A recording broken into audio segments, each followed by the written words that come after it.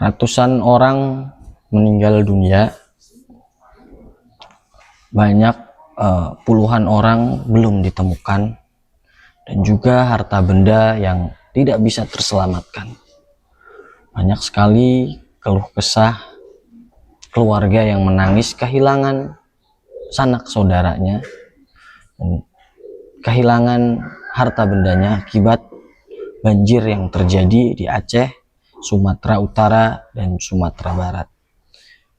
Banyak warganet yang berkomentar, banyak warganet juga yang membantu korban yang terjadi di Sumatera Utara dan sekitarnya ini. Dan ada statement ataupun banyak warganet yang mengupload video 12 tahun yang lalu tentang Pak Zulkifli Hasan yang diwawancarai tentang kerusakan lingkungan, kerusakan alam dengan warga asing.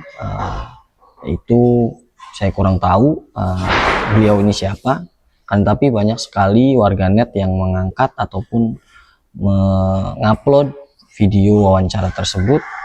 Dan juga ada Bang Deddy Kobuzer yang berkomentar, dan satu lagi Kang Deddy Mulyadi, Gubernur Jawa Barat, yang viral sebelum menjadi gubernur beliau ya, masih menjadi DPR RI, yang menyoroti atau menyemprot Kementerian Perhutanan ini. Kita simak dulu videonya bersama-sama.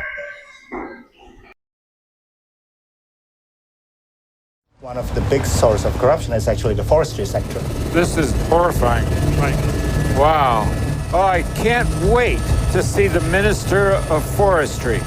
I can't wait. Finally, I'm meeting the Forestry Minister. I have a lot of questions. Minister, thank you for taking the time with us. We've been traveling around your country for the past couple of weeks. We have some questions. In the last 15 years, 80% of the forest has been commercially exploited.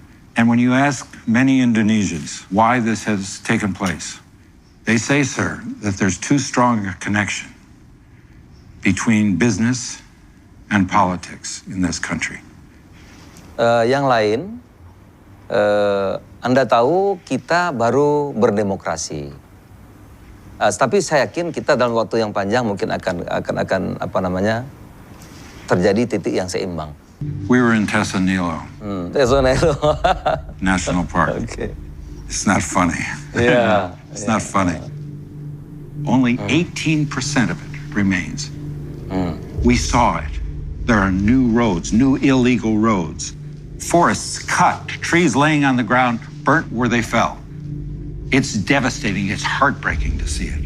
You saw it. You pledged a resolution. What have you done? Saya baru lihat terkaget. Kami tiap hari untuk mencoba menyelesaikan persoalan. Kami baru mengalami apa yang disebut demokrasi. Sir, they didn't drop out of the sky on this property. They came there over a period of time, and there was plenty of time to stop the behavior, stop the activity. Tadi saya sudah jelaskan, ini bukan Amerika, memang berbeda. Kami baru mengalami apa yang disebut dengan reformasi. Oleh karena itu kami sekarang buat program untuk mencoba memindahkan mereka, mencari lahan pengganti nama. I understand.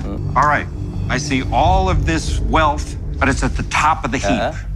Down at the bottom of the heap, sir, there's inequity, there's illegality, and there's corruption. Thank you for your time. Sama-sama, makasih.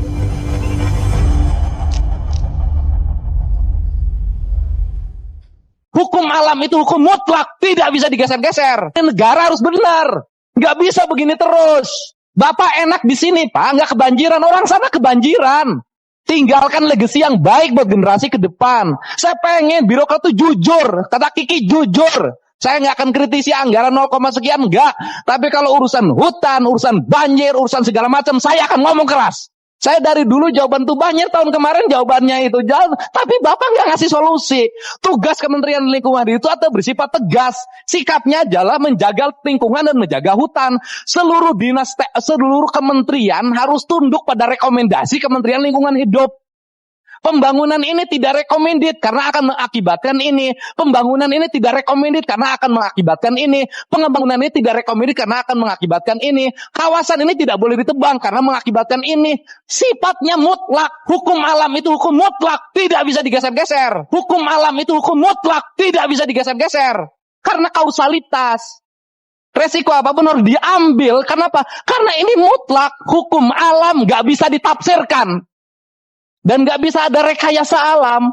Untuk itu, fungsinya adalah menerangkan, memberikan sesuatu gambaran nih Pak, negatifnya ini, positifnya ini. Jelasin, tidak bisa Kementerian Lingkungan Hidup mengikuti keinginan kementerian lain.